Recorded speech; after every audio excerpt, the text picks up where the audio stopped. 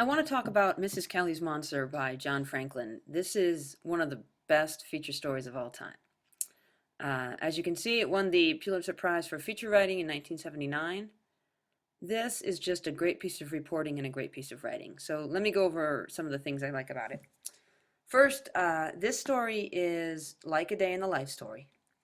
It's not the kind I told you to write. The one you're writing is going to have little mini headlines for the Times. He kind of weaves in the time into the story, but it's still a day in a life story. It's told in chronological order, and he gives the time throughout. So it's just really good. If you want to do your story like that, you can, but if not, you can just use the mini headlines. He also uses repetition. He uses repetition really well. He also uses great details, so he paints a picture of the story, and then he has a great lead and a great ending. One of the things you want to do with a feature story is not only have a great lead, but also a great ending. And Blundell talks about that in the art and craft of feature writing.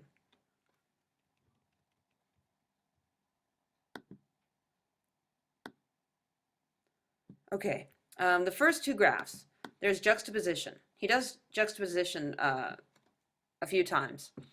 First, you've got the doctor waking up and having his breakfast. Then you have the patient downtown at the hospital. So you've got the two main characters, the two actors who are in the story, right at the beginning, juxtaposed. So it's like there's different viewpoints.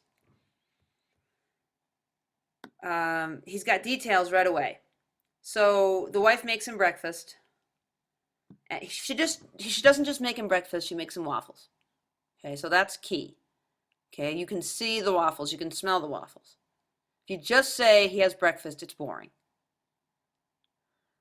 That's like if you went to the restaurant and you didn't tell, like some people said, well, the food was delivered. Well, what was the food?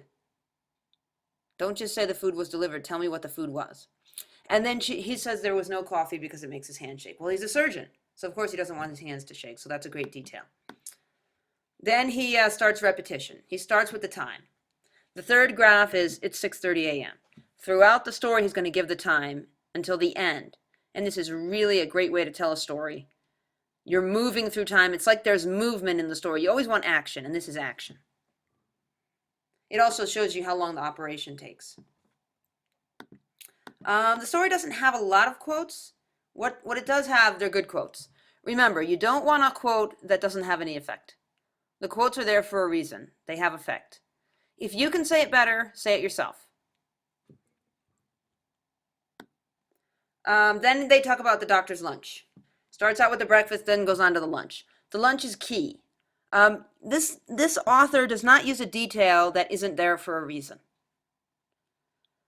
So she doesn't just give him a lunch, she gives him a lunch with peanut butter sandwich, a banana, and 2 fig Newtons. He doesn't say cookies, he says fig Newtons. This is great detail. So remember that.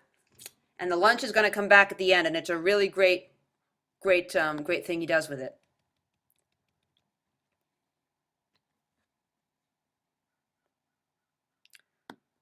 Okay, so yeah, so the details of the lunch are key. It's not just a lunch.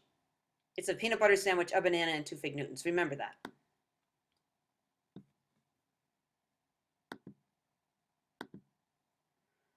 Then he describes the lunch, and then he juxtaposes the surgeon and the patient.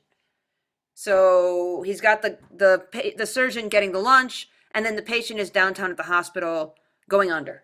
So that's great juxtaposition. It's a great transition from one character to another. This is a story that could have gotten into trouble because he's talking about an operation, and a lot of times when you have stories that are about medical stuff, there's a lot of jargon and big words. He doesn't do that. It's very simple language. Do not use big words to impress people. Please don't do that. It's offensive. Just describe it in a concise, clear manner. So he gives the background on the brain injury, and then he gives us the time again. So that's key. He keeps giving the time. So use that repetition. Then he has another thing that he repeats, the pop, pop, pop, and the 70 beats a minute. He goes back to that again and again. It's a great way. You can tell she's still normal. She's still alive. It's just a great use of repetition.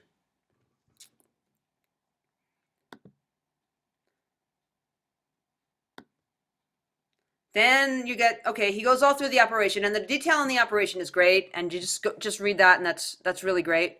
And then after the operation, we go to the doctor eating his lunch again. Eating his lunch. The use of food is great. The details are great. And he's not just eating his lunch, he's eating the peanut butter sandwich. So we say, oh yeah, the peanut butter sandwich. Gee, I wonder, yeah, okay, I was wondering if they'd get back to that. Then the ending of the story is pretty cool. He goes back to the beginning. This is a classic way to end a story. You go back to the beginning. If you don't know how to end your story, go back to the beginning. Now, you don't have to do this with your day in the life story. You can. You don't have to have necessarily an ending for your day in the life story, but you can. You can come back to the beginning.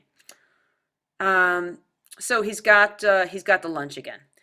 There's a sentence. He lays the sandwich, the banana, and the fig Newtons on the table before him neatly, the way the scrub nurse laid out the instruments. That is such a great sentence, because he did this really technical, amazing surgery, and now he's eating his lunch. But it's still, he does it like a surgeon.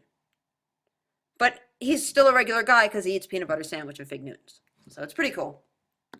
Then at the end, he gives us the time. Once more, the time.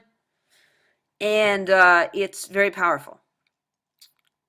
And then another thing he does with repetition is he does refer to the monster a few times. So remember at the beginning, she named it the monster. So that's another way he repeats. Okay. So as I said, this is one of the best feature stories of all time. But he's got great description. That's because he did great reporting. He spent the entire day watching the surgery. And he took great notes. And he also spent hours with the patient and the surgeon beforehand. So don't think you can just write like this off the cuff. You have to do your research. So do great reporting, and you can have great writing.